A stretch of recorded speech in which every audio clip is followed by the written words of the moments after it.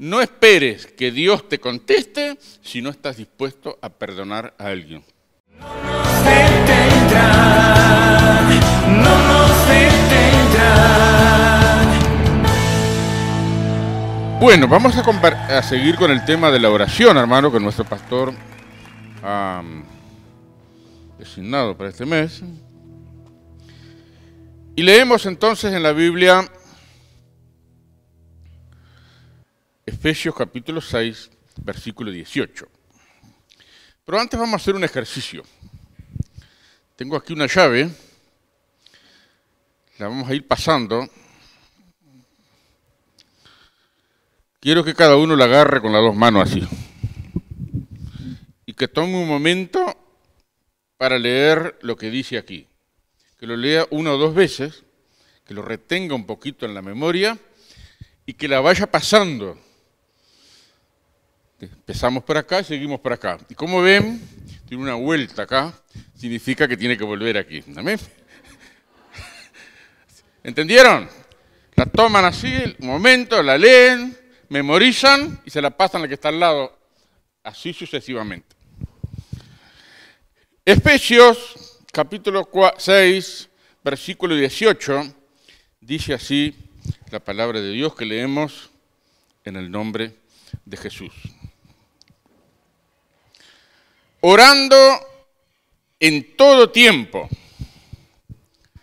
con toda oración y súplica en el Espíritu, y velando en ello, con toda perseverancia y súplica por todos los santos. Y por mí, a fin de que al abrir mi boca, me sea dada palabra para dar a conocer con denuedo el misterio del Evangelio. Por lo cual, soy embajador en cadenas, que con denuedo hable de él como debo hablar. Dios bendiga su palabra. La oración es un recurso que Dios nos ha dado a cada uno de nosotros y que lo tenemos a nuestro alcance. Repito, la oración es un recurso que Dios nos ha dado a cada uno de nosotros y lo tenemos a nuestro alcance. Tengo que hacerle una confesión. En casi 45 años que estoy predicando, esta es la primera vez que voy a predicar sobre la oración. Nunca me gustó dar estudios sobre la oración, porque con las pocas luces que tengo, orar sencillamente es hablar con Dios. ¿Amén?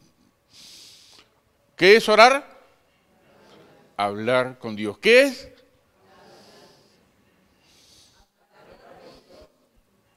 ¿Usted habla con Dios? Orar es hablar con Dios. Entonces, cada vez que escuchaba un estudio bíblico acerca de la oración, versículo para acá, versículo para allá, que esto, que el otro, que aquello, que hay que entrar en esto. Mire, a mí eso me resbalaba y hasta bronca me daba. ¿Por qué tanta complicación de algo que es tan sencillo? Hablar con Dios. ¿Acaso tenemos que hacer un curso para hablar con alguien? Sencillamente hablemos. Bueno, este servidor tiene fama de ser medio atravesado para hablar, medio rústico, medio de todo un poco, pero no tengo que hacer un curso para hablar con las personas. Si meto la pata y me equivoco, tengo tiempo de recular, como lo he hecho en muchísimas ocasiones. Pero no hay que hacer un curso para hablar, y menos para orar, porque orar es hablar con Dios. Qué tremendo, ¿no? Orar es hablar con Dios. Entonces, por esa razón, siempre he rehusado y he cerrado un poco mis oídos a todos esos estudios, versículos para allá. Y algunos de 1 hora y media, mire, esos son inaguantables, por lo menos para mí. Y le dije al pastor cuando me invitó, mirá que yo nunca soy amigo de los estudios. Me hizo así. Pero orar es hablar con Dios, es una práctica, hermano, que todos los hijos de Dios tenemos que hacer. Yo tengo que confesar también que no soy un gran orante de muchas horas. Pero mis devocionales, hermanos, son de 1 hora o 3 horas, de 1 a 3 horas, Y la mayor parte de esos devocionales, bueno, hay un tiempo que uno se dirige a Dios para acordarse, Señor, mira que debo la luz, mira que esto, mira que el otro, mira que metí la pata el otro día, Señor, perdóname. Y todos esos detalles hasta que uno entra en esa presencia de Dios y empieza a estudiar. Y cuando uno empieza a estudiar la Biblia encuentra algunos problemitas ahí, algunas cosas dificultosas para entender. Entonces, siempre le estoy, Señor, ¿qué quiere decir esto? ¿Qué significa esto? Entonces me pongo a recordar lo que escuché de otros. Pero Señor, ¿y eso está bien? Y cuando llega un momento que no tengo la respuesta, porque sucede muy a menudo, con las personas que son cortas de entendedera, nos cuesta a veces agarrar un poco. Entonces me pongo en silencio delante de Dios, sin decir nada. Y por ahí, en algún momento aparece la respuesta. Porque Dios dice en su palabra, hermano, clama a mí y yo te responderé. Y te enseñaré cosas grandes y dificultosas que tú no conoces. Y entonces apelo a esa promesa, que es lo que el pastor ha estado insistiendo, que la oración se basa justamente o se prende de las promesas de Dios. Bueno, estudiando un poco el tema, surgió una frase por ahí, dice orar, bueno, la oración es una acción espontánea. Si orar es hablar con Dios, y no tenemos que hacer un curso de oración para dirigirnos a Dios, por supuesto que si queremos hacer un curso, está bien, nadie nos puede impedir. Creo que por ahí hay una escuela de oración, ¿no? Si usted quiere ir, gloria a Dios. Pero este servidor entiende que orar es hablar con Dios. Entonces, la oración es una acción espontánea. Es algo que sale del corazón, del momento, la situación en que uno vive. Estamos ahí en una cuestión de opresión a veces, de angustia, de dolor, de enfermedad, de necesidad. Estamos ahí con los nervios de punta. Y uno se dirige a Dios espontáneamente. Gloria al Señor. La oración es una acción espontánea. Se citan pautas para fomentarla. Siempre se está incentivando el tema de la oración. Porque parece que nos cuesta un poquito orar. No nos cuesta mucho hablar con las personas, pero a veces cuando se trata de la oración nos cuesta un poquito hablar. La oración es una acción espontánea, se citan pautas para fomentarla, pero no hay estructuras reglamentarias. Por lo menos la Biblia nos dice eso. Si bien es cierto que nuestro Señor Jesús nos enseñó el Padre Nuestro como una oración modelo, como una pauta, como algo para imitar, para tener en cuenta, cosas, algunos detalles. Bueno, el Padre Nuestro que está en los cielos.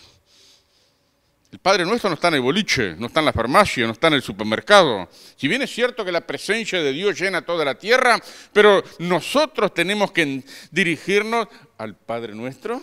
¿Dónde está nuestro Dios? Está en los cielos. Los cielos y los cielos es el trono de Dios. Amén. Entonces nos dirigimos al Señor en oración de una forma espontánea. Porque orar es hablar con Dios. Muy bien. Este pasaje, hermanos, que hemos leído, presenta 4 cosas que las voy a citar rapidito. Primero, orando en el Espíritu en todo tiempo. Esto es un detalle interesante. Somos templo del Espíritu Santo, creemos, hermanos, que el Señor está en nosotros a través de su Espíritu. Bueno, se nos incentiva, se nos anima, se nos exhorta, se nos aconseja, casi un poquito que se nos obliga, pero orando en el Espíritu en todo tiempo. Número 1. Número 2. Orando toda forma de oración, con toda oración y súplica en el Espíritu. ¿Qué significa esto? ¿Qué significa? Que oro gritando, oro pataleando, oro a los gritos, oro llorando, oro con angustia, oro con la voz queda, oro de rodilla, oro como sea. Toda forma de oración. No hay una forma, o sí hay. ¿No hay? Orando en la cama. Ah, qué cómodo usted, ora en la cama, no ora de rodillas. ¿Dónde dice la Biblia que Si bien es cierto, la Biblia dice que nos dan abundantes ejemplos de gente que se arrodilló y hasta se postró rostro en tierra en la presencia de Dios, pero también dice por ahí que en la cama nos dirigimos a Dios. Y aún durmiendo, dice, en las noches me aconseja el Espíritu de Dios. ¿O no? Dice por ahí unos salmos, ¿verdad? Entonces, orando en el Espíritu en todo tiempo, orando en toda forma de oración. He notado, hermanos, que algunos hermanos se sienten culpables de orar a los gritos. Están solos en su casa y lloran a los gritos, se descomponen, se conmueven y después se sienten culpables. No hay que sentirse culpable, porque la misma palabra de Dios nos exhorta a orar en toda forma de oración. Súplica y ruego en el Espíritu. Tercero, orando, dice, por todos. Qué tremendo es esto, hermano. Porque siempre oramos, yo por ejemplo, oro por algunas personas. Me enteré de fulano, bueno, ahí oro. Pero en la oración dice que debemos orar por todos, acordarnos por todos, tener un espíritu universal, hermano. Tenemos un corazón bien generoso para prodigarlo en oración delante de nuestro Señor. Orando en el Espíritu en todo tiempo, orando en toda forma de oración, orando por todo. Y finalmente, lo que Pablo dice acá en los versículos 19 y 20, dice, orando por mí, por el ministerio específico que Dios nos ha dado. A Pablo no le preocupaba tanto estar preso como estaba en este momento, no le preocupaban las circunstancias adversas, no le preocupaba si pasaba mal, si comía, si no comía, si estaba solo, si no estaba solo. A él lo que le preocupaba, tenía en mente, el Señor me ha dado un ministerio, el Señor me ha dado un encargo, el Señor me ha dado una capacidad, algo que debo cumplir. Entonces, él pedía esa oración específica por él, por su ministerio específico. Esto es muy interesante. En la carta a los Colosenses, Pablo le recuerda a esa iglesia lo siguiente: díganle al hermano Arquipo, lindo nombre para ponerle a un nieto, díganle a Arquipo, mira que cumplas el ministerio que recibiste del Señor. Entonces tenemos algo que Dios nos ha dado para desarrollar, para cumplir, para llevar a cabo, para ministrar a otras personas. Esto es lo que dice este pasaje, 4 cosas. Orando en el Espíritu en todo tiempo, orando en todas formas de oración, hasta pataleando y gritando. Tercero, orando por todo y finalmente orando por el ministerio específico que Dios te dio. Como dije, hermano, he sido reacio a todos los estudios. Sin embargo, hay 3 cosas que este servidor siempre ha tenido presente en cuanto a la oración. La primera, no esperes que Dios te conteste, no esperes que Dios te conteste si no estás dispuesto a perdonar a alguien. Repito, no esperes que Dios te conteste si no estás dispuesto a perdonar a alguien. Eso lo enseñó Jesús con claridad. Cuando estén orando, perdonen si tienen algo que perdonar. Porque si ustedes no perdonan, ¿qué va a pasar? ¿Qué va a pasar? Entonces, es una cosa seria esto de la oración. Porque es como un termómetro del alma. Uno está orando y ya nos acordamos que el pastor Perico el otro día me dijo algo que me cayó como caldo gordo. Entonces ya me quedé medio revirado, ya no, me quedé con bronca. O me peleé con la señora. A veces pienso, hermano, que una de las razones por las cuales Dios no ha contestado muchas de mis oraciones es porque he estado embroncado con mi mujer. Porque mire lo que dice Pedro. Primera de Pedro, capítulo 3, versículo 7. Ustedes, maridos, igualmente, vivan con ella sabiamente, dando honor a la mujer como a vaso más frágil y como a coherederas de la gracia de la vida, para que vuestras oraciones no tengan estorbo. ¿Qué lo peló? Así que si estoy embroncado con mi mujer, Dios no contesta las oraciones. Con razón, Dios no me ha contestado. Bueno, porque he vivido caliente con mi mujer. Pero el hecho es, hermano, esta consideración que he tenido presente como regla de vida, no esperes que Dios te conteste las oraciones si no estás dispuesto a perdonar. Esto es algo para examinarse. Jesús dijo, si traes tu ofrenda al altar y allí te acuerdas que alguien tiene algo contra ti, deja la ofrenda ahí y anda y reconciliate con el hermano. Así que, hermano, tenemos que tomar en serio que, si bien es cierto, la oración es hablar con Dios, hay algunas pautas que se nos marcan. Una de ellas, que cuando oremos tenemos que perdonar. La segunda, si creemos en la oración y oramos para que Dios responda, tenemos que estar dispuestos a que su respuesta no sea de mi agrado. Si creemos en la oración, tenemos que estar dispuestos a que la respuesta de Dios no sea de mi agrado. Y esto, hermanos, es una experiencia casi universal en los hijos de Dios, porque muchas veces oramos, pedimos cosas, y Dios contesta, pero no contesta como nosotros quisimos, no como es como yo quiero.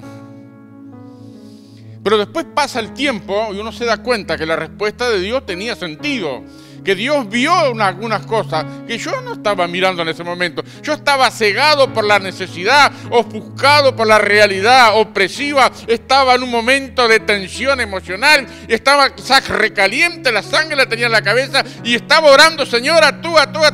Pero Dios no contesta de la manera que uno quisiera. Esa es una consideración que tengo, porque he aprendido que Dios tiene su manera de actuar. El Señor dice, mis pensamientos, mi manera de pensar, no es como la de ustedes. A veces nosotros condicionamos a Dios a nuestra manera de pensar, discutimos con fulano, con mengano y sultano, diciéndonos, no, es así, pero esa es nuestra manera de pensar. Pero Dios tiene su manera de pensar. Mis pensamientos no son como los de ustedes. Y los caminos de Dios, la manera de proceder, tampoco como la nuestra. Entonces, cuando oramos y tenemos la oración como un recurso de parte de Dios, tenemos que estar dispuestos. Yo por lo menos tengo en cuenta, hermano, que tengo que estar dispuesto a que la respuesta de Dios no sea de mi agrado. Primero, no esperes que Dios te conteste si no estás dispuesto a perdonar. Segundo, tienes que estar dispuesto a que su respuesta no sea de tu agrado. Y tercero, estar dispuesto a rendirse a su voluntad. Porque la voluntad de Dios, hermano, está en la mente de Dios. Y Dios a veces nos revela algunas gotas de su voluntad. Y esas gotas tienen la virtud de hacer que nuestro mundo quede patas para arriba. Entonces, cuando uno ora al Señor, hermano, por lo menos esta es la conclusión que he llegado, que uno tiene que estar dispuesto a rendirse a esa voluntad que el Espíritu Santo nos revela. Y si no estamos dispuestos, nos estamos rebelando. Y miren, hermano, nos podemos rebelar, nos podemos patalear, podemos gritar, podemos desproticar, podemos enojarnos, podemos enfriarnos, podemos hacer lo que quiera, retirarnos un tiempo, no quiero saber más nada, porque Dios no es... Mire, podemos hacerlo, pero inevitablemente, en el paso del tiempo, llega un momento que uno se da cuenta que perdió tiempo. Era mejor rendirse, era mejor aceptar lo que Dios en su voluntad dispuso, porque era lo mejor. ¿Acaso no estamos convencidos de que, dice, y sabemos que a los que aman a Dios, todas las cosas les ayudan a bien?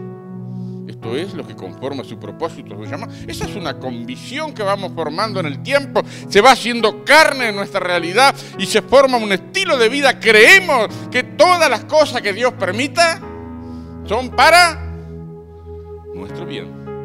Entonces, inexorablemente, tenemos que rendirnos a su voluntad. Y ahora sí viene la frase. Hermano da Silva, ¿qué dice ahí? Sáquese el coso a ver si puede leer los labios. ¿No? ¿Qué dice acá? ¿Qué leyó acá usted?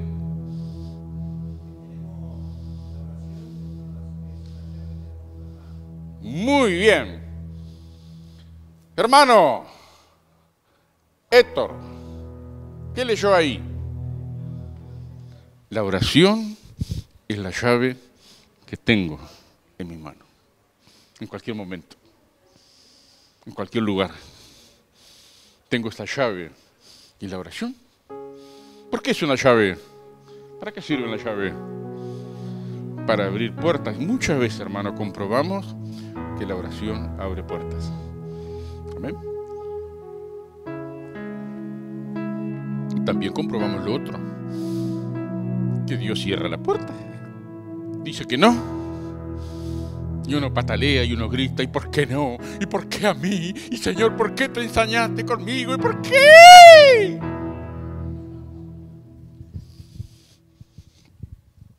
La oración es, como dice en la frase, una acción espontánea. La oración es hablar con Dios.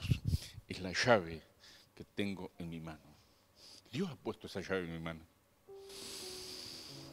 ¿Ven? No tengo que hacer un curso para tener la llave. Ay, qué linda llave, me la voy a poner en el bolsillo. Señores pasajeros que viajan en este colectivo, estoy ofreciendo lo que no debe faltar en el bolsillo del caballero y en la bolsa de la dama. Medio bravo esto, ¿no? Pero tenemos que llevar en el corazón, hermano, porque Dios dice que ama cuando venimos a su presencia. El oído del Señor está atento a nuestras oraciones. El Apocalipsis dice que las oraciones de los santos, Dios las junta en una palangana, en una redoma, dice.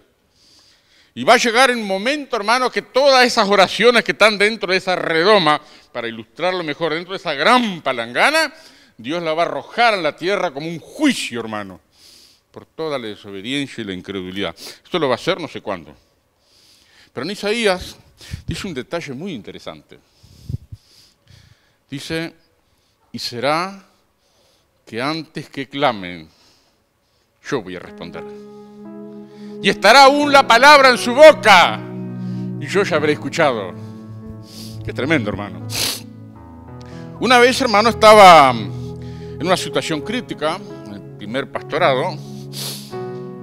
Habíamos dejado un taller ya armado que estaba empezando a remontarse. Y nos fuimos para otra localidad, tomar una iglesia de 4 personas. Y bueno, habíamos hecho unos pesos mientras trabajábamos, guardábamos, teníamos ese ahorrito y lo llevamos allá donde fuimos. Y llegó un momento que el ahorro se terminó, porque no encontrábamos trabajo por ningún lado. Entonces empezó a faltar. Golpeé todas las puertas, hermano. Fui a todos los talleres buscando trabajo. Y llegó un momento que me cansé de caminar buscando talleres, pidiendo información. ¿Dónde hay un taller de herrería? Allá iba. Llegó un momento que recorrí todos los talleres de herrería de San José. Llegué a mi casa frustrado, enojado, de todo un poco desanimado. Y le dije a mi esposa, mira, esta noche voy a estar toda la noche orando a Dios, para que Dios nos dé una respuesta. Y a las 11 de la noche, hermano, mi esposa se fue a la cama con las 3 gurisas y me quedé en la cocina para orar a Dios. A los 20 minutos, hermanos, tuve la certeza de que Dios había escuchado la oración. Y me desperté, me levanté, estaba de rodillas, ¿sabes? Me levanté y digo, pero Dios ya me escuchó, estoy seguro que Dios me escuchó. ¿Para qué voy a seguir orando? Me voy a dormir. Al otro día, a las 7 de la mañana, golpearon la puerta. Estaba durmiendo. Resulta que uno de los herreros que había golpeado, dice, mira, venid que te preciso. Ya mismo te venís. Y el desayuno tomé ese día. Dios contesta mi oración. Les voy a contar algunos detalles, hermanos, porque creo que los ejemplos son más edificantes que un estudio. ¿Cuántos dicen amén? el 16 de junio del año 1986 era el cumpleaños de mi esposa. Hacía un mes que habíamos renunciado a la denominación donde estábamos. Renunciamos por causa de nuestras convicciones. Entonces, bueno, teníamos un alquiler que afrontar, no tenía trabajo, hacía mucha changa, pero trabajo fijo no tenía. Había golpeado todas las puertas. La última puerta que golpeé antes de ese día fue que al lado de nuestra casa vivía una señora que era la secretaria general del intendente Juan Chirucci. Entonces, hubo un evento en el barrio, y Juan Chirucci vino con su comitiva y un grupo folclórico muy famoso de allá de San José. Y la vecina nuestra, que era la secretaria general del intendente, me pidió a mí, por favor, si pudiera oficiar de mozo. Digo, sí, cómo no. Dígame cómo tengo que presentarme, sí, yo voy. Y le pregunté, ¿quién va a venir? Sí, va a venir el intendente, porque va a haber un evento del barrio, se va a celebrar una fecha histórica de este barrio, y entonces el intendente trae la comida, trae el conjunto de folclórico, etcétera, etcétera, y bueno, y necesitamos un mozo, por eso que le pido a usted. Entonces le pedí, bueno, ya que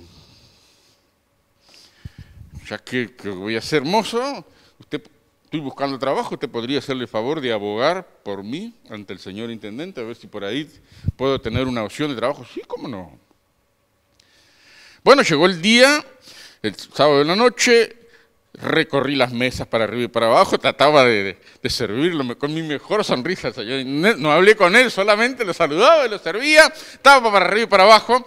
Y a la semana siguiente, entonces la secretaria del intendente me dice, mira, hablé con el intendente, lo ubicó, le llamó la atención su disposición, etcétera, etcétera, pero en este momento no hay cupo de trabajo. Entonces ahí me desanimé. Pero llegó el día del cumpleaños de mi esposa, 16 de junio, mi esposa había salido de una hepatitis fuerte, en aquel entonces había una epidemia de hepatitis. Y ese día, bueno, recibimos visitas de muchos hermanos de otras iglesias que la fueron a saludar. A las 7 de la tarde, cuando ya nos quedamos solos, le dije a mi esposa, bueno, acostá a la gurisa, vamos a orar por trabajo. Mi esposa acostó a las niñas, eran chicas en ese entonces, no fue difícil hacerlo, y llegó el momento que nos quedamos solos los dos. Pero al sentarnos enfrente uno al otro, le dije, mira, no vamos a pedir trabajo, vamos a darle gracias a Dios por el trabajo que va a venir. Y así agradecimos al Señor por el trabajo. Mire, francamente, me faltaba fe para agradecer, pero era consciente que tenía que agradecer a Dios. Si creía que Dios era contestado a la oración, bueno. Y así tuvimos un culto, una reunión pequeña entre nosotros dos, de agradecimiento. Al otro día fue el primer paro nacional de la democracia. Y como a las 9 de la mañana se apersonaron dos hermanos de acá de Montevideo. Uno era el Felice Garabelli, que ahora está con el Señor, tenía una empresa constructora. El otro hermano era Guillermo Busso, que fue presidente de los Gediones Internacionales durante muchos años. Y los dos fueron allá y dice, Luis Alberto, el Señor ha puesto en nuestro corazón. Te venimos a buscar para que te asocies con nosotros en la iglesia, en el barrio Cochabamba, Flor de Maroña. Calle Cochabamba, perdón, barrio Flor de Maroña. Bueno, imagínense. Hablé con mi esposa aparte, bueno, te animás a quedarte sola, porque me hablaron ya me llevaban, fueron allá, me fueron a buscar para mostrarme el lugar donde íbamos a tener un apartamentito, propiedad de la empresa, y bueno, había un relajo ahí en ese terreno, una cosa seria. El hombre se había ido a Italia, porque era italiano, tuvo como 3 años en Italia, y el yerno, que siguió con la empresa, mire, tiraba, llegaba con la camioneta y tiraba. Había una montaña de fierro, de baldosa, de guatra, de cisterna, de madera, de tanque, todo. Era una montaña. Bueno, te tiene que ordenar todo esto. Estuve 6 meses ordenando. Esa fue la manera, hermano, con que Dios contestó la oración. En esa ocasión no pedimos, simplemente agradecemos. En febrero del año 1990, estábamos pastoreando la iglesia en San José y en ese entonces venía a trabajar a Montevideo de lunes a miércoles, volvía el miércoles, atendía el culto de oración, volvía el jueves a trabajar y ya de noche ya me quedaba allá. Entonces un día mi esposa explotó. Tuvimos como 2 años en ese tren. Explotó porque estoy sola, que no aguanto más, porque las chiquilinas, porque tengo que atender los hermanos, que tengo que hacer los mandados, que tengo que llevar a la escuela, que esto, que el otro, que aquello, y bueno, y por algún momento esos momentos de crisis que uno hace normalmente, ¿y vos por qué vas tanto a Montevideo que tenés otra ya? Bueno, aquello me cayó como agua fría, hermano. Entonces, bueno, atendí el culto el domingo y el lunes que me iba temprano, ese lunes me quedé. Y estuve solo en mi devocional, me levanté temprano, como a las 5, empecé a orar, Señor, esta mujer me tiene loco, Señor.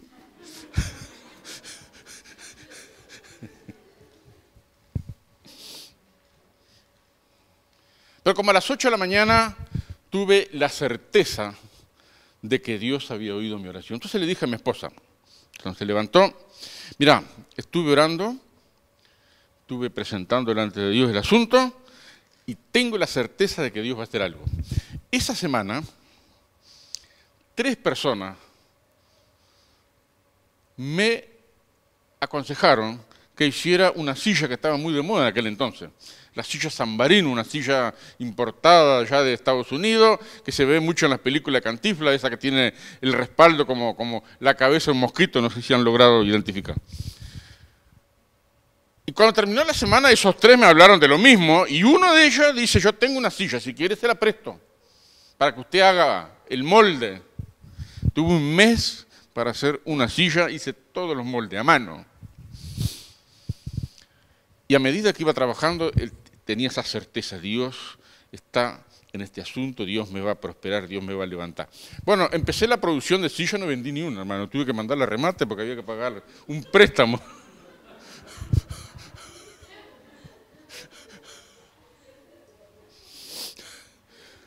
Porque había sacado un préstamo del banco, porque había hecho un torno y a mano no se podía, había comprado un motor. Bueno, saqué un préstamo para pagar el motor. Y el fierro para hacer la primera producción. Pero a raíz de que empecé a mandar los remates, un anticuario compró un juego y se puso a examinarla. Y dice, ¿pero estas son antiguas o no? Porque quedaron una réplica exacta, hermano, de lo que era la antigua. Después dio vuelta una silla y vio que la pata no estaba gastada. Y dijo, no, estas son hechas ahora. Porque las antiguas estaban todas con las patas gastadas. Entonces le dijo al rematador, decime, ¿quién hizo esta silla? Y el pastor Curvelo. Pastor Curvelo. Bueno, ese hombre me empezó a llevar a Maldonado. Y así estuve 15 años, hermano, trabajando de artesanía. ¿Saben? Esa oración que Dios contestó me permitió descubrirme a mí mismo como artesano. Este es uno de los trabajos. Mire, lo primero que hice, de los primeros trabajos que hice, lámparas con rosas. Acá tienen una. ¿Ustedes creen que en la última me enseñaron a hacer rosas? No.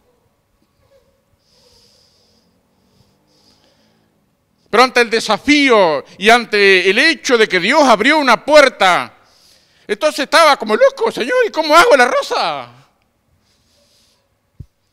¿Cómo a mano, a tijera? No puedo, se me acalambra la mano, tengo que hacer una herramienta para hacerla. Y bueno, tuve 2 años, hermanos, que en la siesta de 1:30 a 2 de la tarde, Dios me reveló tantas cosas, y entre ellas cómo hacer la rosa, y cómo hacer la soja, y un montón de cosas. Dios, hermano, da sabiduría e inteligencia. En el libro de los Salmos dice que Dios hace sabio al sencillo. Eso me gratifica, hermano, porque soy bastante ignorante de muchas cosas. Aparte me han tratado de ignorante abierto. Me han dicho todos los términos sinónimos delante me los han dicho, pero me ha traído tanto consuelo el hecho de que la palabra de Dios dice que Él hace sabio al sencillo. Entonces, clama a mí, yo te responderé, te enseñaré cosas grandes y dificultosas que tú no sabes. Y como yo no sé, entonces, ¿será por eso que soy tan ignorante que a veces Dios me muestra alguna cosita? En realidad, hermano, es porque Dios ama a aquel que busca su presencia. Como conclusión, hermano. Bueno, antes de la conclusión, una de las cosas que estoy esperando ahora es la bendición de Job. ¿Cuál es la bendición de Job? A ver cómo dice el texto. Marcelo, ¿cómo dice el texto? La bendición de Job. Y el postrer estado de Job fue mejor que el primero. Bendito sea el nombre de Jesús. Gracias, Señor. El postrer estado de Job fue mejor que el primero. El postrer estado de Job cuando él hubo orado por sus amigos. Mire que el libro de Job, esos amigos que vinieron con buenas intenciones, en un momento Job de bronca, de rabia, de sentirse incomprendido, acusado injustamente, ustedes vinieron a consolarme, pero son consoladores molestos. Y cuando él oró por los amigos, pidiendo al Señor que los perdonara, que los no tuviera en cuenta, entonces bendijo Dios a Job. Y el postrer estado de Job fue mejor que el primero. Yo estoy esperando eso ahora. Llevo 6 años, hermano, sufriendo ahora. Tengo todo al revés, todo pata para arriba. Pero tengo esta convicción que cada vez se está fortaleciendo. El postrer estado de Job fue mejor que el primero. ¿Quién es el que va a hacer eso? ¿Es Dios? Entonces yo tengo que someterme al Señor y creer y pedirle y estar en ese estado de oración, de estar de dependencia. Finalmente, hermano, como conclusión, Hebreos capítulo 4, versículo 16.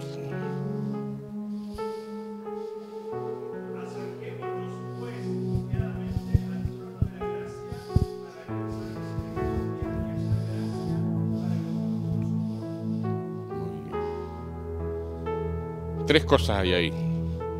Primero, acerquémonos confiadamente. Qué tremendo, hermano.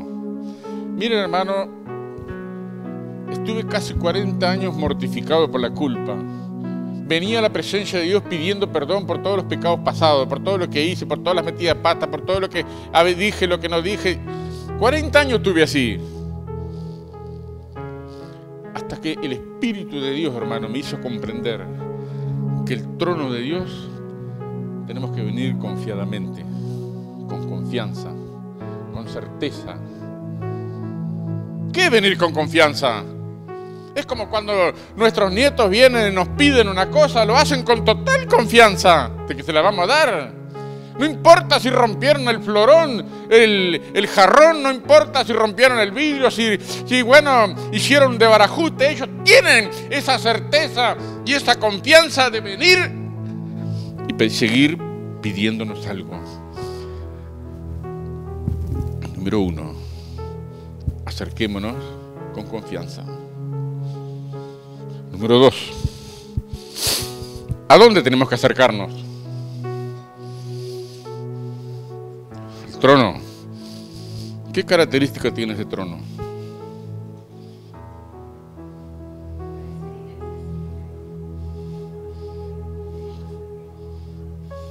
¿Qué característica tiene ese trono? De gracia. Las películas de Hollywood, hermano, nos dicen que el trono de Dios es un trono de juicio y te va a regalar a palo. Algunos predicadores autoritarios también hablan, el trono de Dios es de juicio. No, señor. El trono de Dios, hermano, es un trono de gracia. Dios tiene los brazos abiertos para recibirnos. Es mentira eso, hermano, de que si venimos a la presencia de Dios y no venimos en santidad, Dios no nos recibe. Debemos buscar la santidad, pero venir a la presencia de Dios en oración, hermano, tenemos que hacerlo con confianza, porque el trono de Dios es de gracia, no es de juicio. Nosotros somos los que aplicamos el juicio con nuestros prejuicios. Amén. Y finalmente, acerquémonos confiadamente. El trono de Dios es un trono de gracia. Y tercero, ¿qué encontramos? ¿Cómo? No oigo. A ver, levante la mano y me habla porque no oigo. ¿Qué es? ¿Qué vamos? ¿Cómo resumimos en una palabra? Encontramos solución. Amén. Encontramos misericordia y oportuno socorro. ¿Qué es oportuno socorro? Aquello que nos está afligiendo, que está removiéndonos el piso, que está, qué sé yo, angustiándonos, que es motivo de congoja, que no duermo de noche pensando, etcétera, etcétera. Vamos a encontrar gracia, oportuno socorro y misericordia, porque nuestro Dios es misericordioso. Entonces, mi querido hermano, ¿qué es la oración? Es la llave que tenemos en nuestra mano. ¿Qué tenemos que hacer? ¿Hacer un curso? Señor, ahora tengo el diploma, ahora si me da, tengo el diploma, ahora puedo orar. No, hermano, venimos con confianza, con certeza, sabiendo que Dios tiene sus brazos abiertos. Porque el trono de Dios es un trono de gracia, de misericordia, de bondad. Dios se duele de nuestra desgracia. Dios, hermano, busca más que nada nuestra solución. De hecho, el Evangelio es la solución de Dios para el problema moral y espiritual de todo ser humano. Entonces, con mucha razón, nos acercamos al trono de la gracia para alcanzar misericordia y oportuno socorro. Padre nuestro que estás en los cielos, te alabamos, Señor, porque escondiste estas cosas de los sabios y entendidos, las revelaste a los niños, Señor. Te damos gracias porque así te agradó. Señor, estamos en tu presencia, cada uno de nosotros que tenemos nuestra congoja, nuestra pena, nuestros pesares, nuestros anhelos, nuestros sueños y muchas cosas más. Como seres humanos, Señor, estamos limitados por las circunstancias, limitados por la enfermedad, limitados por la economía, limitados, Señor, hasta por la salud, Señor. Pero venimos ante tu trono, trono de gracia y misericordia, donde tus brazos están abiertos. Volcamos nuestra ansiedad, volcamos, Señor, nuestra congoja, volcamos nuestros anhelos y nuestros sueños, volcamos, Señor, aquellas cosas que están pesando en nuestro ser interno. Algunas no te las decimos a nadie, Señor, pero tú las conoces bien. Te rogamos, Señor, que tú cumplas lo que has dicho. Porque como ha dicho nuestro pastor, la oración apela a tus promesas, Señor. Y tú nos animas y nos incentivas a buscar tu rostro. Señor, como el salmista te rogamos, acuérdate de la palabra que nos has dado, en la cual nos has hecho esperar largamente, porque ella es nuestro consuelo, nuestra aflicción. Porque tu palabra, Señor, nos da esperanza y motivación para seguir en esta lucha, en este mundo confuso, Señor, en el cual estamos luchando diariamente por sobrevivir. Pero gracias porque no estamos solos, estamos contigo. Confirma tu palabra en nuestros corazones, en cada hogar aquí representado, y glorifica tu nombre en nuestras vidas. Gracias, Padre, en el nombre de Jesús. Amén. Dios les bendiga, hermanos.